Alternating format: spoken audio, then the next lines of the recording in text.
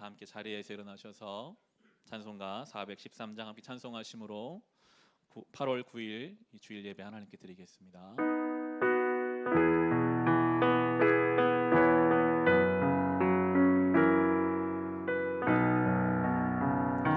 내 평생에 가는 길 순탄하여 늘 잔잔한 강 같든지 큰 풍파로 무섭고 어렵든지 나의 영혼은 늘 편하다. 내 영혼 평안해. 내 영혼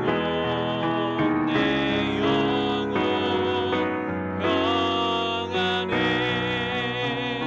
저 마귀는 우리를 삼키려고 입 벌리고 달려와도 주 예수는 우리의 대장되리. 끝내 싸워서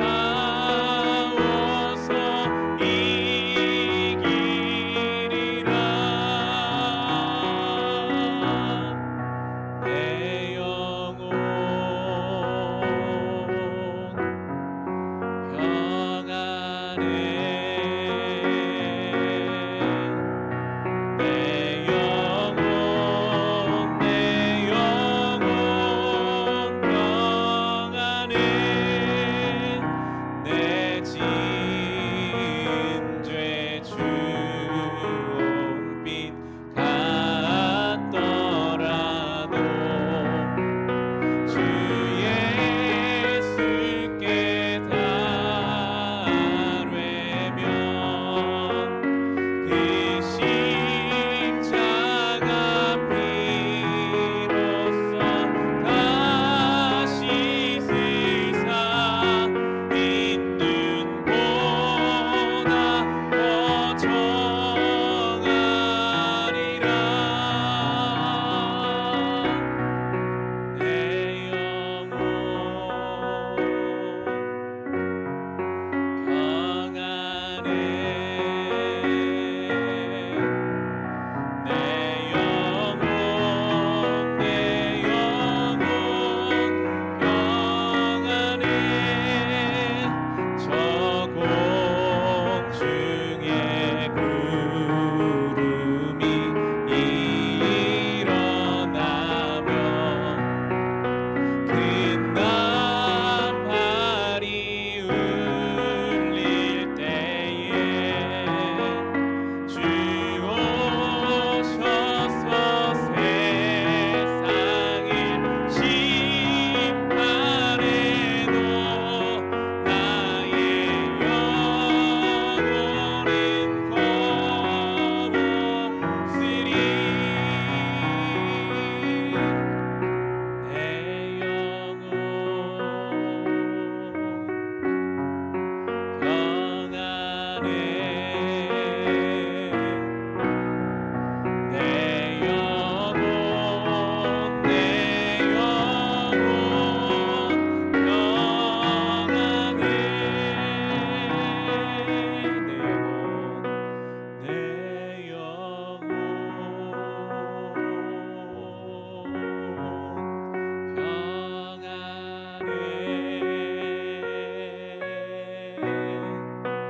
내 영혼 평안해. 내 영혼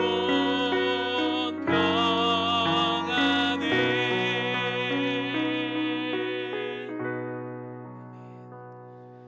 나는 전능하신 아버지 하나님, 천지의 창조주를 믿습니다. 나는 그의 유일하신 아들 우리 주 예수 그리스도를 믿습니다.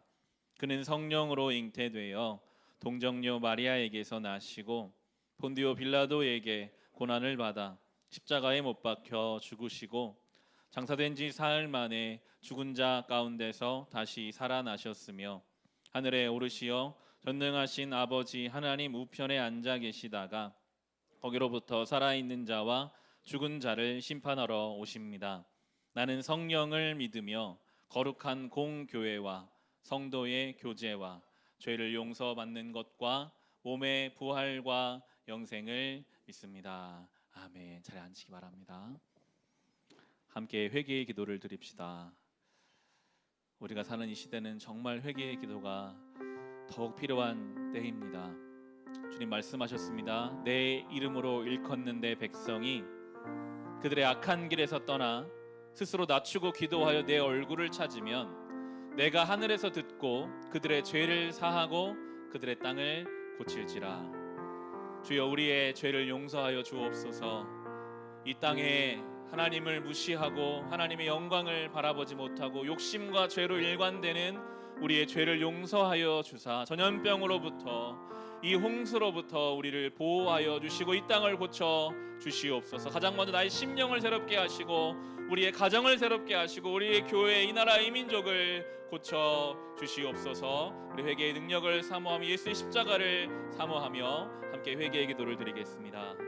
하나님 아버지, 이 말씀 붙잡습니다. 주의 백성이 악한 길에서 떠나 스스로 낮추고 기도하여 주님의 얼굴을 찾으면 주님 하늘에서 들으시고 우리의 죄를 사하고 우리의 땅을 고쳐 주십니다.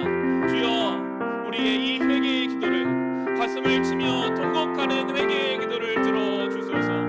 하나님을 두려워하지 않는 시대와 이 세대를 용서하여 주소서. 주여, 인간의 죄로 인하여 하나님 창조세계가 망가져가고 이상기와 여러가지 전염병과 아버지 원치 않는 일들이 이 땅에 가득합니다. 하나님을 두려워하지 않으며 생명을 존중하지 않으며 인간적인 욕심과 개인의 방법, 만족을 위하여 나아가느라 많은 것들이 무너지고 망가져가는 시대를 살아가고 있습니다. 주여, 우리의 죄를 용서하여 주소서. 우리를 고쳐 주소서. 나의 심령부터 깨워 주소서. 우리의 가정이 온전히 서게 하여 주옵소서. 하나님이 주인 되시는 인생, 하나님이 주인 되시는 가정, 하나님이 주인 되시는 교회, 하나님이 주인 되시는 나라의 민족 되게 하여 주옵소서. 하나님의 실수가 회복되어야 할 것입니다. 이 땅에 인간의 욕심과 이기심으로, 자만함으로, 교만함으로 하나님의 주신 것들이 많이 무너지고 망가져가고 있습니다. 주여, 우리를 불쌍히 여겨 주소서. 우리를 고쳐 주소서. 우리의 힘으로는 이 어려운 문제를 해결할 방법이 없습니다. 아버지, 우리는 변화될 만한 가능성이 없습니다. 예수 그리스도의 빛을 우리 가운데 비추사 예수 그리스도의 십자가의 보혈, 그 십자가의 보혈을 향해 우리가 나아가오니 예수의 십자가의 보혈 피로 우리를 정결케 하여 주시옵소서. 날마다 날마다 주님께로 나아갑니다. 예수의 십자가를 향해 나아갑니다. 주여, 그 보혈 피로 이 땅을 고쳐주시고 우리의 심령을 새롭게 하시며 우리의 가정을 지켜 보호하여 주시옵소서. 함께 고백합니다. 내가 매일 십자가 앞에 내가 매일 십자가 앞에 더 가까이 가오니 그새 주의 흘린 몸의 피로써 나를 정케 하소. 내가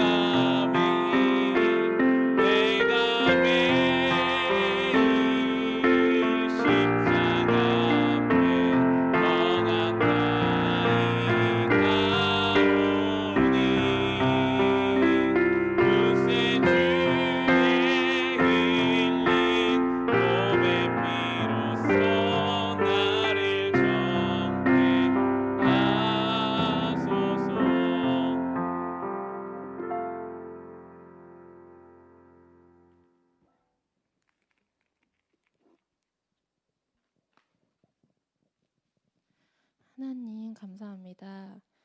한 주를 잘 살아내고 오늘 이 시간 하나님 앞에 나와 예배드리게 하심에 감사합니다. 우리는 한 주간 참 수고하고 애썼습니다. 이제 하나님이 주시는 평강 속에 말씀 앞에서 삶을 돌아보며 세상이 주는 물이 아닌 하나님께로부터 오는 생수를 마시기를 소원합니다. 주님, 우리를 깨끗게 하여 주시옵소서. 주님, 우리는 하나님을 기억하기 어려운 세대에 살고 있습니다. 긍휼히 여겨 주시옵소서. 마음에 불평한 일이 있다면 생각나게 하시고 화목하지 못했던 일이 있다면 돌아보게 하여 주시옵소서. 삶 속에 회개할 것이 있나 돌아보게 하시며 순간순간 주시는 지혜로 여러 문제들을 잘 풀어갈 수 있도록 인도하여 주시옵소서. 코로나가 끝나기도 전에 많은 비와 홍수로 어려운 시간을 보내는 분들이 계십니다. 주님, 이분들을 기억하여 주시고 즉시 복구하여 주시며 더 이상 마음 아픈 사고가 일어나지 않도록 인도해 주시옵소서. 먼 곳에서 사역하며 같이 어려운 시기를 보내고 있는 선교사님들, 목사님들, 간사님들 기억하여 주시며 교회에서 후원하는 많은 아이들과 교회의 선교단체들 모두 굽어 살펴주시옵소서. 이분들을 더욱 잘 섬길 수 있도록 우리 교회 안에 지혜와 능력을 주시옵소서. 하나님, 말씀을 시작합니다. 말씀 선포하시는 목사님께 은혜 더하여 주시고 하나님께서 주시는 세임 가지고 말씀 선포할 수 있도록 인도해 주시옵소서. 우리의 듣는 길을 열어주셔서 성령이 주시는 은혜를 넘치도록 부어주시옵소서. 모든 성도님들께 평안과 기쁨이 부어지는 예배가 될 수 있도록 기도합니다. 우리를 교회되게 하신 성령님께 감사드리며 예수 그리스도 이름으로 기도합니다. 아멘.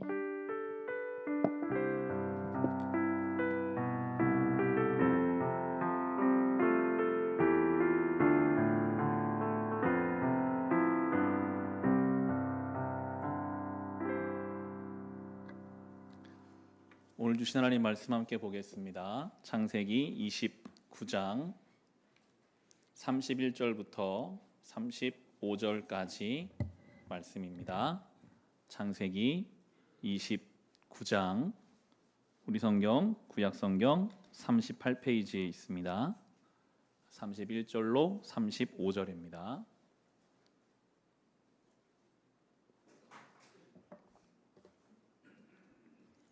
창세기 29장 31절로 35절의 말씀 다 찾으셨으면 우리 자리에서 일어나셔서 우리 함께 한 목소리로 읽고 응답송 찬송하겠습니다.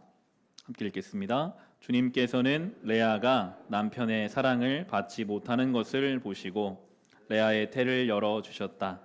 라헬은 임신을 하지 못하였으나 레아는 마침내 임신을 하여 아들을 낳았다. 그는 속으로 주님께서 나의 고통을 살피시고 나에게 아들을 주셨구나. 이제는 남편도 나를 사랑하겠지 하면서 아기 이름을 르우벤이라고 하였다. 그가 또 임신을 하여 아들을 낳았다. 그는 속으로 주님께서 내가 남편의 사랑을 받지 못하여 하소연하는 소리를 들으시고 이렇게 또 아들을 주셨구나 하면서 아이 이름을 시므온이라고 하였다. 그가 또 임신을 하여 아들을 낳았다.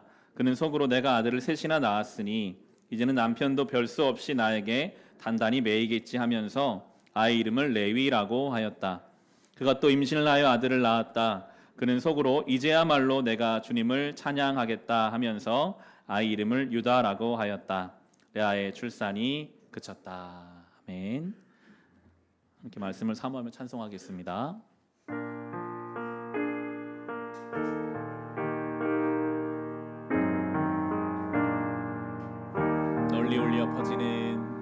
널리 울려 퍼지는 생명의 말씀은 마음의 용서와 평안을 골고루 주나니 다만 예수 말씀 듣고 복을 받네. 아름답고 귀한 말씀 생명샘이로다. 아름답고 귀한 말씀 생명샘이로다.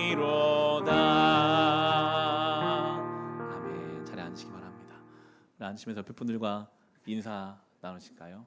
눈으로 네, 잘 오셨습니다. 이 어려운 중에도 우리가 함께 예배드리게 되고 또 어려운 중에도 하나님의 은혜로 살아갈 수 있기를 주님의 이름으로 축원합니다. 지난주 우리는 야곱이 한 여인 라헬이라는 한 여인을 너무나 사랑해서 7년이라는 시간을 며칠처럼 보냈다라는 이 성경의 표현을 함께 살펴봤습니다. 시적인 표현이죠. 7년은 7년이죠. 어떻게 7년이 며칠이 될 수 있겠습니까? 그런데 그게 가능하게 하는 것이 사랑이다라고 성경이 우리에게 가르쳐 주었는데요. 본문을 살펴보겠습니다. 29장 20절부터 오늘 다시 보겠습니다. 앞장으로 한 장 넘기셔서 29장 20절에 보시면 야곱은 라헬을 아내로 맞으려고 7년 동안이나 일을 하였지만 라헬을 사랑하기 때문에 7년이라는 세월을 마치 며칠같이 느꼈다. 복된 시간이었을 것입니다. 물질적 보상이 없어요. 열심히 수고해도 전혀 자기에게 돌아올 보상이 없는 7년입니다. 7년의 시간 중에 언제든지 자기 장인이 될 라반이 마음을 바꾸면 다른 남자에게 라헬을 시집 보낼 수도 있는 아주 갑과 을의 관계죠. 그럼에도 그에게는 한 가지 이유 때문에, 사랑하기 때문에 그 많은 보수가 없고 조건적으로 늘 시달려야 하고 마음이 불안할 수도 있는 그 상황이 며칠같이 느껴지는 기쁘고 설레고 떨리는 시간으로 7년의 시간을 보냈다라고 야곱의 인생을 설명하면서 인생의 동력이 무엇인가? 물질이 인생의 동력인가?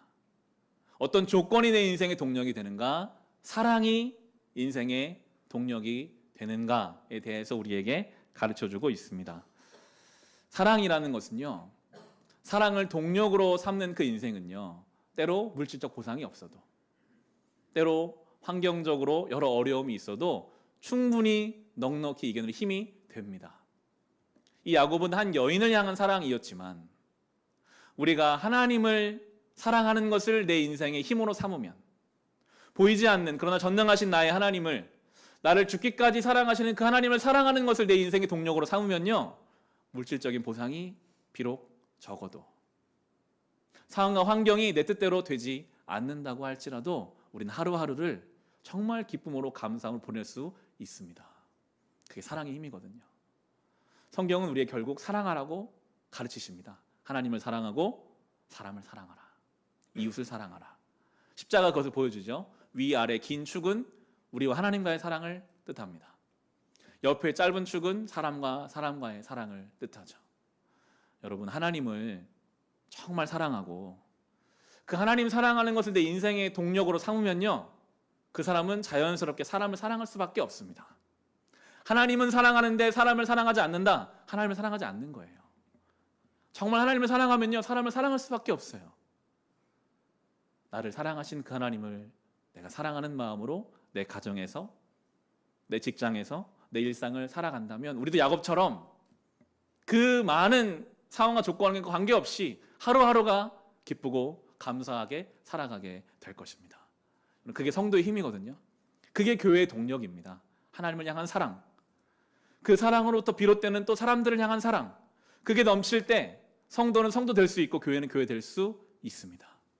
바라기는 우리 교회와 우리 성도 한 사람 한 사람의 인생의 동력이 하나님을 향한 사랑, 하나님이 주시는 사랑 되어서 그 사랑으로 야곱처럼 우리의 인생길이 여러 가지 힘든 일과 어려운 일이 있을지라도 감사하고 기쁘고 주님 보기를 사모하는 마음으로 살아갈 수 있는 저와 여러분 될 수 있기를, 우리 교회 될 수 있기를 주님의 이름으로 축원합니다. 그렇게 7년의 시간이 지났습니다. 아마 야곱은 7년 동안 굉장히 성실하게 일했을 것입니다. 7년이 지나자마자 당당한 요구를 하죠. 7년 동안 제가 열심히 일했으니 이제 내가 사랑하는 라헬과 결혼하게 해 주십시오. 21절입니다. 이렇게 이야기합니다. 7년이 지난 뒤에 야곱이 라반에게 말하였다. 약속한 기한이 다 되었습니다. 이제 장가를 들게 해 주십시오. 라헬과 결혼하겠습니다. 분명하게 마땅한 요구죠. 나는 라헬과 이제 결혼하기 원합니다. 그래서 이제 자기 딸을 시집 보내기 위해서 잔치를 마련하는데 이 장인 어른이고 외삼촌이기도 한 라반의 속은 검거든요. 라헬과 결혼시키려고 이야기해놓고 언니인 레아와의 결혼을 준비합니다. 첫날 밤 잔치가 끝나는 그 신혼방에 첫째 딸 레아를 들어가게 하거든요. 22절, 23절입니다. 라반이 그 고장 사람들을 다 청해놓고 잔치를 베풀었다. 밤이 되었을 때에 라반은 큰딸 레아를 데려다가 신방으로 들여보냈는데 야곱은 그것도 모르고 레아와 동침하였다. 야곱이 무르지 못하도록 동네 사람들 다 부르고 잔치를 크게 벌인 다음에 그 신혼방에 라헬, 동생이 아니라 레아, 언니를 들여보냈습니다. 야곱은 그걸 몰랐어요. 어떻게 모를 수 있었을까요? 여러 해석들이 있는데 먼저는 꿈에도 추워도 당연히 라헬일 거라는 믿음이 있었다는 거죠. 레아가 들어올 거라는 생각은 전혀 하지 못했던 야곱의 마음과 그 당시에는 신부들이 베일을 쓰고 있었다라고 합니다. 얼굴을 가리고 있었을 것과 그 당시는 굉장히 어두웠죠. 아주 깜깜했을 것과 그리고 잔칫날 만취했을 야곱의 상태, 여러 가지 조건들이 겹쳐져서 야곱은 꿈에도 생각하지 못하고 당연히 라헬인 줄 알고 첫날밤을 보내고 났습니다. 그런데 아침에 깨보니까 전혀 다르게 언니 레아가 자기 잠자리에 들어와 있었던 것이죠. 이것은 지금 무엇을 생각나게 할까요? 야곱이 지금 속임당한 당사자인 야곱이 어떤 일을 행했었습니까? 자기 아버지를 똑같이 속였었죠. 형인 척했어요. 에서인 척하고 축복을 강탈했던 속임수를 벌이고 속임을 했던 그 사람이 지금 하나님은 속임당하게 하고 계시거든요. 하나님은 살아계십니다. 정직하게 우리는 살아가야 합니다. 속인 사람이 똑같은 그 방식으로 속임당할 수 있음을 우리에게 가르쳐주고 계십니다. 아침이 되어 이 야곱은 7년 동안 일하는 것이 분하잖아요. 가서 따집니다. 25절 말씀 보시면 아침이 되어서 야곱이 눈을 떠보니 레아가 아닌가. 야곱이 라반에게 말하였다. 외삼촌께서 저에게 이러실 수가 있습니까? 제가 그동안 라헬에게 장가를 들려고 외삼촌 일을 해드린 것이 아닙니까?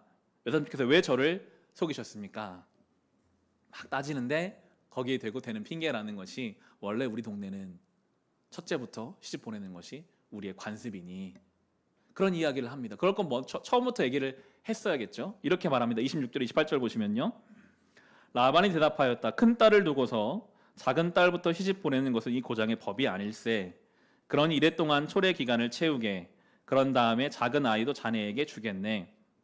그 대신에 자네는 또 7년 동안 내가 맡기는 일을 해야 하네. 야곱은 그렇게 하였다. 그가 레아와 이랫동안 지내고 나니 라반은 자기 딸 라헬을 그에게 아내로 주었다.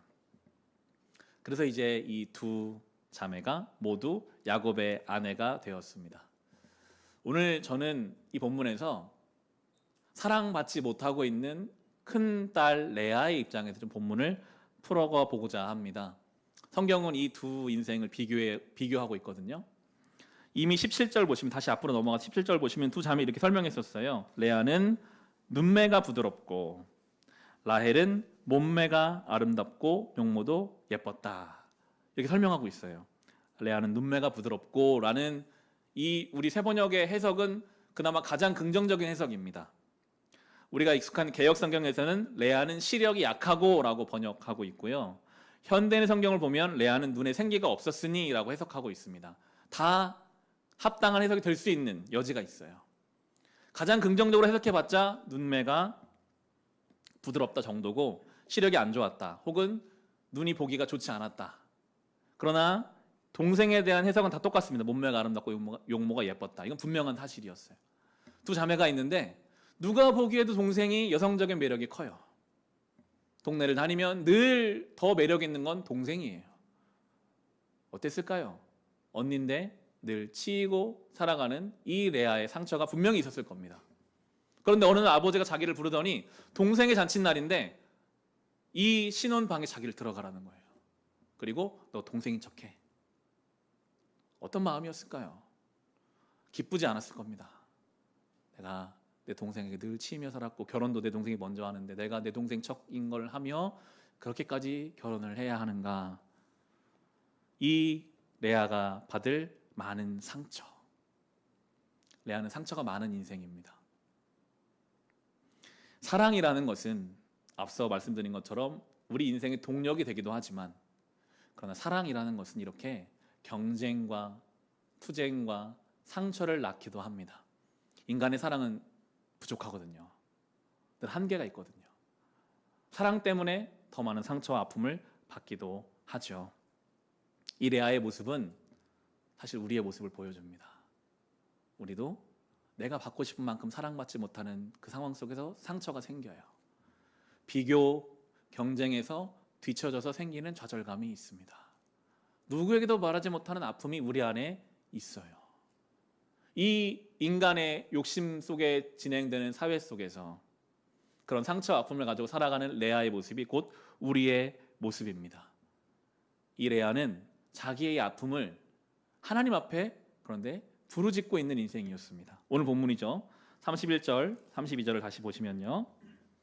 주님께서는 레아가 남편의 사랑을 받지 못하는 것을 보시고 레아의胎를 열어주셨다. 라헬은 임신을 하지 못하였으나 레아는 마침내 임신을 하여 아들을 낳았다. 그는 속으로 주님께서 나의 고통을 다 살피시고 나에게 아들을 주셨구나. 이제는 남편도 나를 사랑하겠지 하면서 아기 이름을 르우벤이라고 하였다.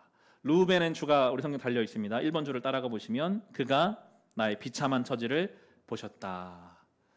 레아는 비참한 처지에 있었습니다. 거짓으로 결혼해야 하는 인생, 결혼하고도 사랑받지 못하는 아내, 평생을 아마 타박했을 거예요. 당신이 그날 밤에 왜 나를 속였어? 아무리 자기 아버지가 그렇게 시켰어도 자기를 밝혔어야지. 아마 이런 이야기를 분리할 때마다 들었을 것입니다. 대놓고 야곱은 동생을 더 사랑했어요. 성경은 계속 그걸 말하고 있거든요. 그 가운데 비참한 처지에 놓여 있는 그 마음을 하나님께 고백하고 있어요. 그리고 성경에 표현하죠. 하나님이 아셨어요. 레아가 사랑받지 못하고 있다는 것을 아시고 그의 태를 열어주셨습니다.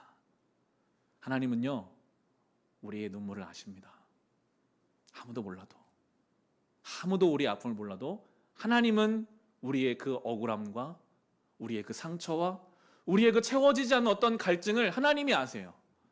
그리고 하나님이 레아의 태를 열어주신 것처럼 우리의 인생의 문을 열어주십니다. 이것이 복음이거든요. 이것이 하나님의 사랑입니다. 우리의 아픔, 우리 눈물을 아시는 그 주님이 우리의 인생의 문을, 태를 열어주신다. 누군가 좀 우리의 수고를 알아주면 훨씬 마음이 덜하잖아요. 사람이 알아줘도 그럴진데 여러분, 하나님이 알고 계십니다. 그렇게 아들들을 낳고 있죠. 오늘 우리가 본 본문을 보면 아들 넷을 쭉 낳습니다. 르우벤, 시므온, 레위, 유다. 사랑받지 못하는 이 아내가 하나님의 은혜로 아이들을 낳고 그렇게 낳은 네 번째 아들 유다를 통해서 다윗이 이 땅에 오고 예수님이 이 땅에 오십니다. 사랑받고 존중받는 라헬을 통해서 예수님이 오신 게 아니라요, 어쩌면 거짓으로 속여서 결혼한 남편에게 사랑받지 못하는 그 아내를 통해 낳은 첫째 아들도 아닌 넷째 아들 유다를 통해서 예수님이 이 땅에 오심으로 우리의 삶이 때로 유다와 같잖아요. 여전히 우리 안에 부끄러운 부분, 상처, 뭔가 떳떳하지 못한 부분이 있지만 하나님은 그런 우리를 통해 일하세요. 사랑받고 존중받는 나를 통해서가 아니라 이 레아를 통해 일하심으로 하나님이 우리를 통해 일하시겠다라고 우리에게 가르쳐주고 계십니다. 이게 하나님의 사랑이고 은혜입니다. 우리 생각에 자매가 함께 한 남편에게 결혼했으면 우애가 좋게 지낼 것만 같은데 이 자매는 굉장한 경쟁심과 투쟁심에 사로잡혀 있습니다. 사랑받기는 동생이 더 사랑을 받았지만 아들을 연달아 넷을 낳은 자기 언니 때문에 동생의 마음이 상했어요. 30장 1절 보시면 라헬은 자기와 야곱 사이에 아이가 없으므로 언니를 시세우며 야곱에게 말하였다. 나도 아이를 좀 낳게 해주셔요. 그렇지 않으면 죽어버리겠어요. 얼마나 속이 상했는지 내가 죽겠다, 죽고 싶다라고 말합니다. 라헬도 사랑받은 것 같지만 사실은 라헬도 또 다른 모습의 레아입니다. 남편의 사랑이 그 인생을 채우지 못해요. 사람의 사랑은 사람을 만족시키지 못합니다. 그는 해결되지 않는 이 아들을 낳는 문제 때문에 죽고 싶었어요. 만족되지 않았습니다. 그러면서 이제 이 가정이 비정상적인 모습으로 가기 시작합니다. 자기가 아이를 못 낳으니까 자기 몸종을 통해 아이를 낳으려고 하고, 자기 언니도 몸종을 통해 아이를 낳으려고 합니다. 빌하와 실바라는 두 여종이 도합 네 여인을 통해 이 야곱이 12아들을 낳는 이야기가 이제 쭉 이어져 나오는 것이죠. 이제부터는 경쟁이 되어버렸어요. 출산과 생명이 하나님 주신 축복이 아니라 경쟁이 되어버린 이상한 가정의 모습입니다. 30장 8절을 보시면, 라헬은 내가 언니와 크게 겨루어서 마침내 이겼다 하면서 그 아이 이름을 납달리라고 하였다. 자기 여종을 통해 아들을 낳고 나서는 내가 이제 우리 언니를 이겼구나, 아이를 낳는 것이 경쟁이 되어버린 이상한 가정의 모습이고, 30장을 여러분 묵상해 보시면 가장으로서 야곱의 권위가 전혀 보이지 않습니다. 경쟁하듯이 아이를 낳고, 당연히 형제들 간의 사이가 안 좋죠. 그러다 보니 나중에 동생을 죽이려고 하는, 요셉이 죽을 위기에 처하게 되잖아요. 그런데 이 비정상적으로 보이는 이 가정을 하나님은 12지파의 시초로 삼으세요. 저는 이게 참 놀랍더라고요. 아브라함이 이삭 한 명을 약속의 아들로 얻었어요. 아브라함 다른 아들들도 있었거든요. 그두라를 통해 낳은 6아들이 있었고, 하갈을 통해 낳은 이스마엘이 있었어요. 하나님은 그들을 다 제하시고 이삭만 선택하셨어요. 또 이삭은 두 아들이 있었습니다. 에서와 야곱이 있는, 하나님 에서는 제하시고 야곱만 선택하셨는데, 놀랍게도 이 야곱의 12아들, 네 여인을 통해 낳은 12아들 한 명도 제하지 않으시고 다 선택하셔서 그들 한 사람 한 사람을 12지파의 시초로 삼으세요. 너는 몸종의 아들이니까 너는 안 돼, 너는 사랑받지 못한 부인의 아들이 너는 안 돼, 이렇게 제하지 않으시고 12아들을 다 택하심으로 성경은 우리에게 가르쳐 줍니다. 이 12지파의 조상이 되는 한 사람 한 사람이 거룩하고 정결하고 흠이 없어서 하나님 선택하신 것이 아니라, 정말 부족하고 부끄럽지만 그러나 하나님이 강권적으로 그들을 선택하셨다라고 성경 우리에게 가르쳐 주고 있습니다. 보통은요, 어느 민족의 시작이라든지 어느 나라의 시작이 되는 사람의 출생 설화는 포장되게 되어 있거든요. 용이 불어다 줬다, 뭐 아래서 태어났다, 태어나면서부터 영민했다, 이런 이야기들이 나오기 마련인데, 이 이스라엘 민족의 시초가 되는 12지파의 한 명 한 명의 출생은 전혀 그렇지 않아요. 사랑받지 못하는 거짓 결혼으로 낳은 아들이었다. 그 아내의 몸종의 아들이었다. 그들은 그랬지만 하나님이 강권적으로 그들을 한 지파의 우두머리로 삼으시는 은혜의 하나님이시다라고 우리에게 이 복음 메시지를 전해주고 있습니다. 우리가 그렇지 않습니까? 우리가 하나님께 뭘 내밀 수 있습니까? 우리가요, 레아와 그 아들과 똑같아요. 상처가 많고, 이 상처가 내 안에서 잘 해결되지 않아서 그 상처 때문에 또 다른 사람에게 상처를 주고, 하나님이 아무리 사랑하신다고 해도 의심하고 염려 속에 붙잡혀 사는 이런 우리를 하나님이 버리지 아니하시고 붙잡아서 하나님의 자녀로 삼아 주셨습니다. 이게 은혜입니다. 이게 성경이 말하는 하나님의 사랑입니다. 이 은혜를 잘 설명하고 있는 것이 우리가 요즘 묵상하고 있는 로마서, 이 로마서에도 8장이거든요. 로마서 8장을 통해 은혜를 좀 더 구체적으로 살펴보는 것으로 오늘 설교를 이제 마쳐가려고 합니다. 로마서 8장을 살펴보겠습니다. 신약성경 로마서, 신약성경 235페이지에 있습니다.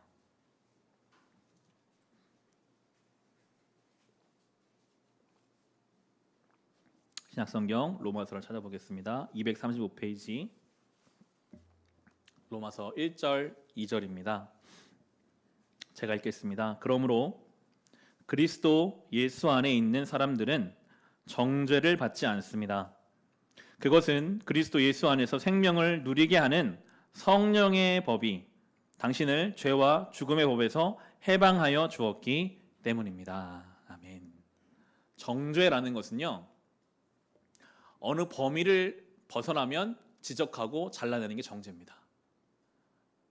조건에 차지 않으면 그 사람을 인정하지 않는 것이 정죄입니다. 그런데 복음은, 하나님의 은혜는요, 정죄가 아니에요. 너는 사랑받지 못하는 자의 아들이니까 넌 안 돼, 너는 몸종의 아들이니까 안 돼, 이렇게 제하시는 것이 정죄인데 하나님은 정죄하지 않으세요. 그리스도 안에 있는 우리를 정죄하지 않으시는, 죄와 사망의 법에서 이제 생명의 성령의 법으로 우리를 완전히 옮기셨다라는 것이 이 예수 그리스도 복음의 핵심입니다. 이게 은혜예요. 우리는 정죄받아 마땅하죠. 그러나 우리를 정죄하지 않으십니다. 이어지는 5, 6절에도 이렇게 나옵니다. 육신을 따라 사는 사람은 육신에 속한 것을 생각하나 성령을 따라 사는 사람은 성령에 속한 것을 생각합니다. 육신에 속한 생각은 죽음입니다. 그러나 성령에 속한 생각은 생명과 평화입니다. 우리는 육신에 속해 살았습니다. 육신에 속한 생각은 죽음이라고 했습니다. 내가 죽음을 생각하지는 않는데 라고 혹시 의문을 가지신다면 우리가 직접적으로 죽음을 생각하지 않는다 할지라도 이 레아와 라헬과 그 아들들이 가졌던 경쟁, 불안, 초조, 비교, 좌절 이런 모든 것들이 죽음으로 향하는 길목에 있는 것들이에요. 우리의 삶을 메마르게 하고 죽음으로 가게 하는 많은 생각들이 육신 속에 있는 우리에게 있었습니다. 우리는 그 속에 살았어요. 늘 비교하고 가진 것을 놓칠까 조마조마하고 뭔가를 하지 않으면 안 될 것처럼 쫓기고 그런 속에서 우리의 생각이 계속 죽음으로 향해 가고 있는 성경은 말합니다. 우리는 더 이상 죽음을 생각하는 존재가 아니라 우리는 성령 안에서 생명과 평안을 가지고 살아간다라고 선포합니다. 예수 안에 있는 우리에게는요 생명과 평화가 있어야 합니다. 이미 성경이 선포한 이것을 삶에 적용할 수 있으시기를 바랍니다. 우리의 삶에 있는 주님 안에서의 평화, 생명 그것이 이미 주어졌기에 우리는 믿음으로 그것을 붙잡아야 하는 것이죠. 왜냐하면 우리가 주님의 자녀가 되었기 때문이라고 이어진 14, 15절에 이렇게 설명하십니다. 하나님의 영으로 인도함을 받은 사람은 누구나 다 하나님의 자녀입니다. 여러분은 또다시 두려움에 빠뜨리는 종살이의 영을 받은 것이 아니라 자녀로 삼으시는 영을 받았습니다. 그래서 우리는 그 영으로 하나님을 아빠, 아버지라고 부릅니다. 아멘. 우리는 더 이상 두려움에 빠뜨리는 종살이 영이 아닙니다. 내가 이거 안 하면 어떡하지? 내가 이거 안 되면 어떡하지? 하나님이 나를 버리시면 어떡하지? 여러분 어느 부모가 자녀가 조금 부족하다고 그 자녀를 버리겠습니까? 오히려 그 부족함 때문에 더 사랑하게 되거든요. 더 안쓰럽게 되거든요. 더 품어주게 되거든요. 하나님이 우리의 상처를 아십니다. 그 레아의 상처를 아시고 그 태임을 여신 것처럼 우리 아빠 아버지신 하나님은 우리의 그것을 아시고 더 사랑하시고 더 품어주시는 말할 수 없는 사랑이 우리 안에 있죠. 그게 정말 믿어질 때 이 신앙은 우리의 삶의 실제적인 능력이 되거든요. 18절은 이렇게 고백합니다. 그 믿음을 가지고 현재 우리가 겪는 고난은 장차 우리에게 나타날 영광에 견주면 아무것도 아니라고 나는 생각합니다. 고난을 이길 힘이 이제 그 믿음에서부터 생겨나요. 현재 당하는 고난이 있어요. 레아가 사랑받지 못하는 것처럼 내가 왜 남편에게 사랑받지 못하는 결혼을 해야 되는가? 몸종의 아들들이 겪었던 그 상처들이 우리 안에 있어요.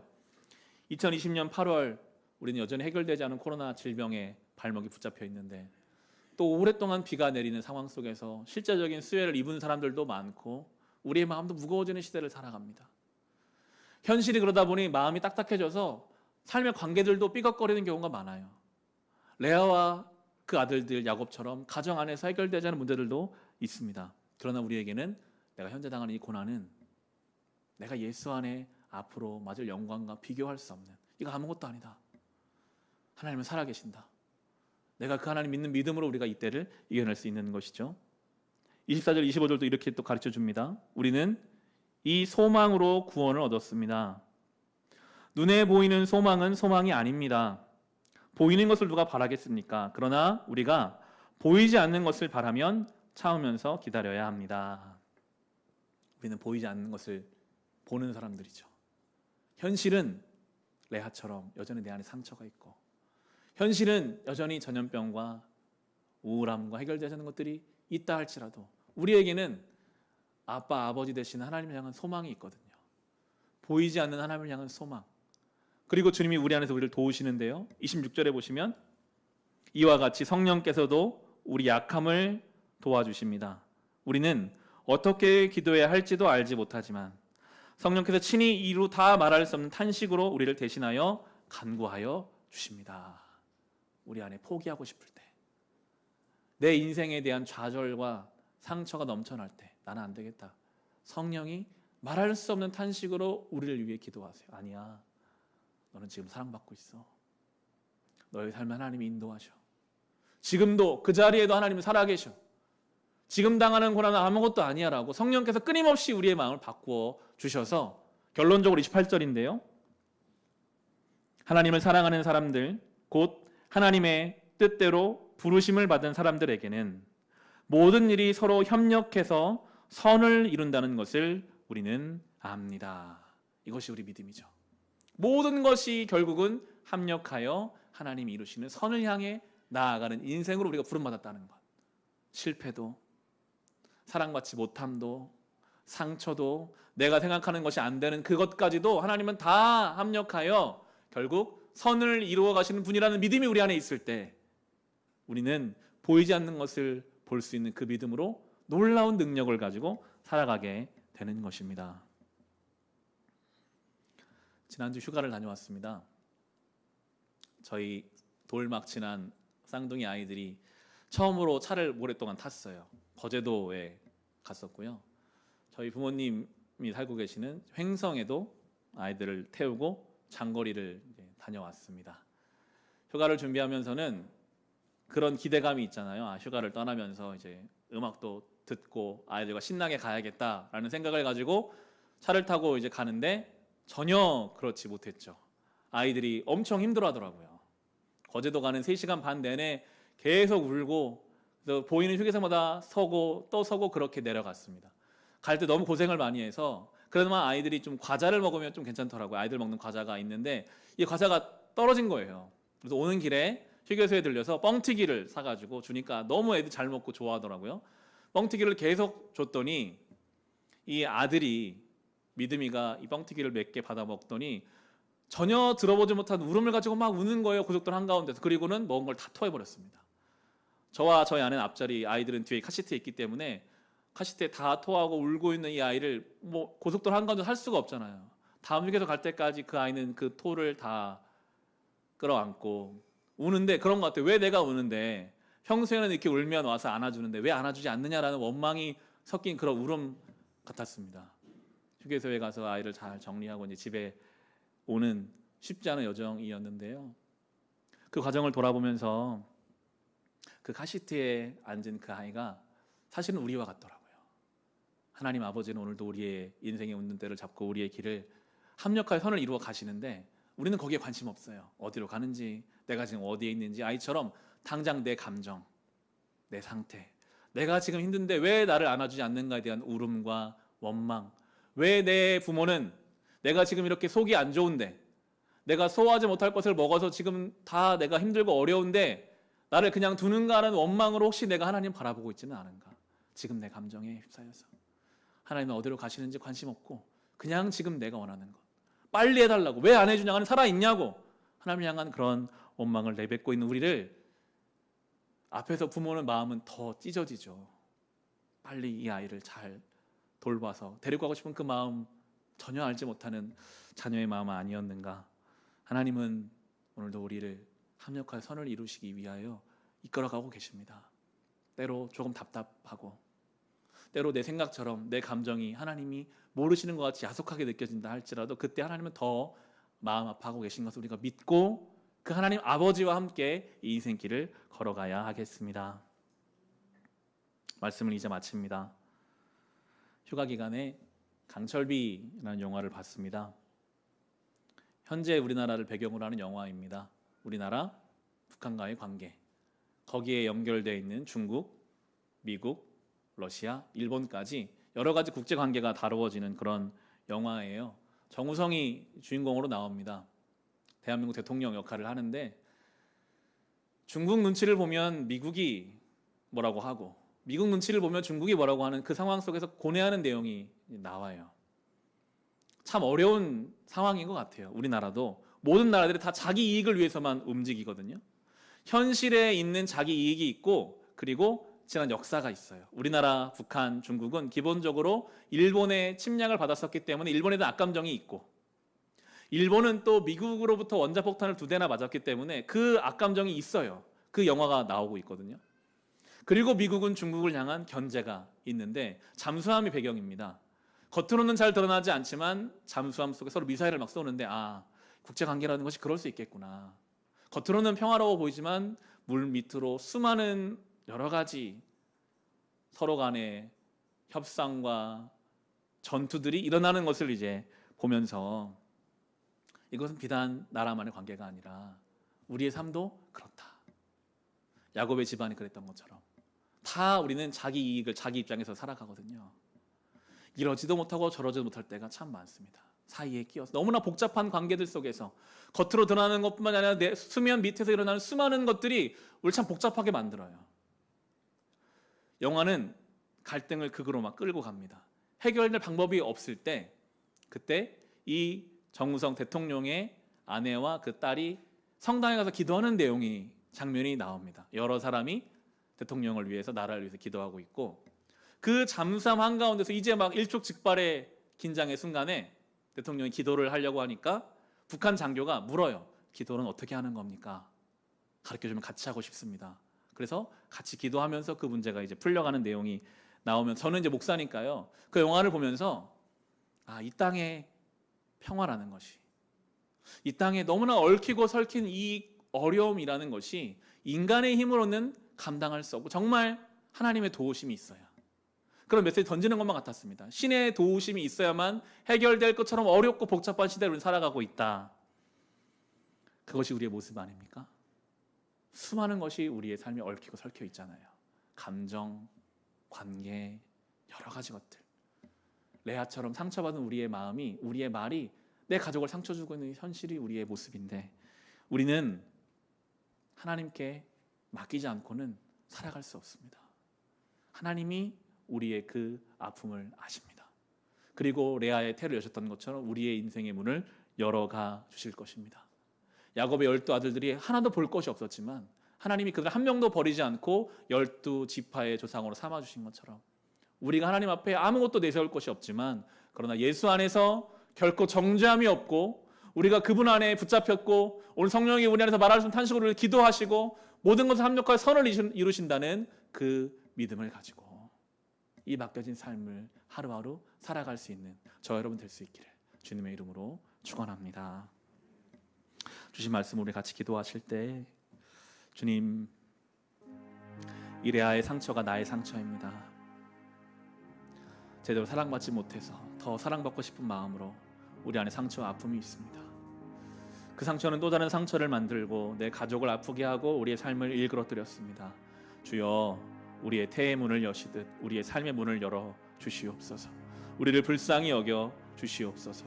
하나님의 사랑과 은혜가 우리 연약함을 덮고 그 말할 수 없는 탄식으로 우리를 간구하시는 성령이 오늘도 우리 안에 계시며 모든 것을 합력하여 선을 이루시는 주를 향한 믿음을 가지고 주신 삶을 살아가게 하여 주옵소서. 우리 받은 말씀을 가지고 함께 기도하겠습니다. 하나님 아버지 감사합니다. 레아의 상처가 우리의 상처입니다. 온전한 사랑받지 못해 살았습니다. 그렇게 살고 있습니다. 해결되지 않는 그 문제는 우리를 아프게 할 뿐 아니라 내 사랑하는 사람들까지 더 아프게 만들어 갑니다. 해결될 기미가 보이지 않습니다. 어디서부터 풀어가야 할지 너무나 복잡하게 얽혀 있는 이 관계 속에 우리는 살아갑니다. 하나님 밖에는 우리의 이 문을 여실 분이 없고 하나님 밖에는 우리의 이 아픔을 아시는 분이 없습니다. 주여, 우리를 불쌍히 여기시고 이제 우리를 통해 주의 일을 이루어 주옵소서. 사랑받지 못했던 아내를 통해 유다가 태어났고 그 유다를 통해 다윗이 예수 그리스도가 이 땅에 오신 것처럼 우리의 이 상처와 아픔을 가지고 살아가는 우리의 인생을 통해서도 하나님의 역사가 이루어지고 있음을 믿습니다. 주여, 모든 것을 합력하여 선을 이루시는 주여, 예수 그리스도 안에서 결코 정죄함이 없는, 우리는 조건이 되지 않고 정죄받을 수 없는 존재였으나 오늘도 주님 안에 이 생명과 은혜가 우리를 감싸고 우리를 붙잡아 주시기에 믿음의 길을 걸어갑니다. 우리를 통해 이 일을 이루시고 우리를 통해 이 일을 감당케 하여 주시옵소서. 주여, 우리의 삶에 해결되지 않은 문제, 여전히 우리들의 보기에는 우리의 삶을 어떻게 풀어갈 수 있을까 알지 못하나 우리는 보이지 않는 것을 보며 소망하며 살아가는 존재이기에 오늘도 모든 걸 합력하여 선을 이루시는 주를 의지합니다. 주여 오늘 우리와 동행하여 주옵소서. 복잡하게 얽힌 우리의 삶의 모든 관계들을 주님 풀어가실 것을 믿습니다. 주님께 맡기고 의지하며 믿음으로 아빠 아버지이신 우리 하나님을 바라 나아가게 하여 주옵소서. 주님 함께하여 주옵소서. 우리 한 가지 더 기도하실 때 동역하는 선교지를 위해 구제하는 기관과 아이들을 위해 기도합시다. 베트남의 조계진 선교사님, 필리핀의 심재규 선교사님, 김종필 선교사님, 인도의 김경미 선교사님, 임현필 선교사님, 캄보디아 엄갈렙 선교사님, 일본의 이성원 선교사님, 중동 난민 사건 SWM 선교회, 러시아 이산지 선교사님, 미전도종 사역하는 박태 선교사님과 세종의 고려대 홍익대 CCC와 텍사스 유학생 사역하는 김영수 간사님, 서울 CC 사역하신 이연균 간사님, 서울대 SFC 민영훈 간사님, 서울지역 SFC와 대만의 조아영 선교사님, 문기철 선교사님, 감비아의 김형진 선교사님, 우간다의 여지연 선교사님 위해서 기도해 주시고, 월드비전을 통해서 10명의 아이들, 세종 영명보육원의 아이들, 대전 홀트 아침들의 미혼모자 가정들과 북악면의 지역원센터 아이들을 위해서 우리 함께 기도하겠습니다. 하나님 아버지, 우리가 모일 때마다 선교지의 이름을 부르며 우리가 구제하는 아이들을, 기관들을 위하여 기도합니다. 베트남에서, 필리핀에서, 인도에서, 캄보디아에서, 일본에서, 저 중동에서, 러시아에서 복음이 전해지지 않은 미전도민들을 향해서 세종의 고려 홍익대, 텍사스에서, 서울의 서울대에서, 대만에서, 감비아에서, 우간다에서 이 맡겨진 사역 감당하는 제자들을 돌보시고 그 가정을 돌보는 사역을 돌보아 주시옵소서. 월드비전을 통해서 10명의 아이들, 세종 영명보육원의 아이들과 홀트 아침들의 미혼모자 가정과 저 북악면의 아이들을 돌보시고 기관의 종사자들을 돌보시고 선한 양심을 주시고 사랑하는 마음을 주시며 레아와 같이 상처받은 이 아이들이 건강히 자라나서 그들을 통해 하나의 역사가 이루어지는 것을 보고 그 상처가 치유되고 하나님을 찬송케 하여 주옵소서. 우리 교회 빛과 성도의 사역 감당하기를 원합니다. 감당할 힘도 주시고 지혜를 주시고 아버지의 마음을 허락하여 주시옵소서. 감사합니다. 주님 감사합니다. 주님, 예수님의 이름으로 기도합니다. 아멘. 우리 자리에서 일어나셔서 찬송을 예배를 마치겠습니다. 이 찬송의 고백에 믿음의 고백을 담아 하나님께 올려드립시다. 하나님 한 번도 나를 실망시킨 적 없으시고 하나님 한 번도 나를 실망시킨 적 없으시고 언제나 공평과 은혜로 나를 지키셨네. 지나온 모든 세월들, 지나온 모든 세월들 돌아보아도 그 어느 것 하나 주의 손길 안 미친 것 전혀 오 신실하신 주님, 오 신실하신 주, 오 신실하신 주, 내 너를 떠나지도 않으리라, 내 너를 버리지도 않으리라 약속하셨던 주님, 그 약속을 지키사 이후로도 영원토록 나를 지키시리라 확신. 처음부터 하겠습니다. 하나님 한 번도 나를, 하나님 한 번도 나를 실망시킨 적 없으시고 언제나 공평과 은혜로 나를 지키셨네. 지나온 모든 세월들, 지나온 모든 세월들 돌아보아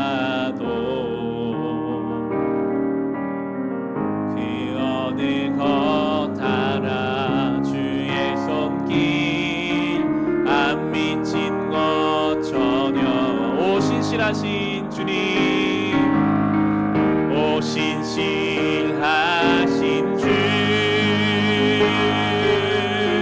오 신실하신 주, 내 너를 떠나지도 않으리라, 내 너를 버리지도 않으리라, 약속하셨던 주님, 그 약속을 지키사 이후로도 영원토록 나를 지키시리라 확신하네. 하나님 아버지, 상처 많았던 레아의 모습이 우리의 모습임을 고백합니다. 하나님 앞에 많은 사랑받았음에도 여전히 불안해하고 두려움에 육신의 생각인 죽음을 향해 나아갈 수밖에 없는 것이 우리의 모습입니다. 그런 우리를 정죄하지 아니하시고 이런 우리를 붙잡아 주의 자녀 삼아주시니 감사합니다. 늘 성령께서 내 안에 간구하시는 것을 믿고 모든 것을 합력하여 선을 이루시는 하나님을 바라보며 보이는 것이 아니라 보이지 않는 것을 소망하며 살아갈 수 있는 참 성도의 삶을 우리에게 허락하여 주시옵소서. 주여, 오늘 예배드리며 하나님 은혜가 감사해서 귀한 것 구별하여 주님 앞에 올려드립니다. 우리가 드린 모든 것 기뻐 받아 주옵시고 주님 원하시는 곳에 온전히 사용하여 주시옵소서. 지금은 길이요 진리요 생명 되시는 우리 주 예수 그리스도의 은혜와 하나님 우리 아버지의 크신 사랑하심과 성령님의 우리와 동행하심이 여기 모인 우리 모두 위에, 우리의 가정 위에, 우리의 교회 위에, 이 나라 이 민족 가운데 함께하여 주시기를 간절히 축원하옵나이다. 아멘. 하나님, 상처 많은 우리의 삶입니다. 어떻게 해결할지 모르는 우리의 삶입니다. 주님, 우리의 문을 열어주시고 우리를 동행하여 주시고 레아에 데려오셨던 것처럼 그 자를 통해 일하신 것처럼 우리의 문을 여시고 우리를 통해 주의 일이 이루어질 것을 경험하게 하여 주시옵소서.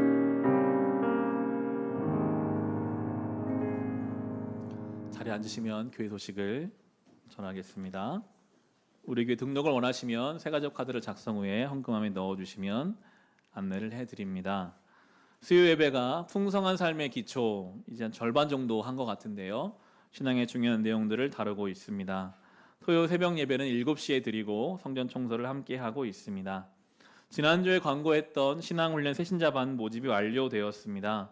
온라인으로 처음 진행되는 과정인데요. 이를 위해서 기도와 관심을 부탁드립니다. 사역위원회 모임을 8월 중에 이제 위원회별로 갖고자 합니다. 기도와 지혜를 모아서 교회를 세우는 일에 동참해 주시기를 부탁드리겠습니다. 선교 편지 주보 안쪽 면에 넣어놨는데요. 이 맨 위에 사진의 좌측 상단에 있는 누가 봐도 목사님이신 것 같은 이분이 이성원 선교사님이십니다. 보시고 위에서 기도를 부탁드리겠습니다. 주변 분들과 인사 나누시고 자연스럽게 돌아가시면 되겠습니다.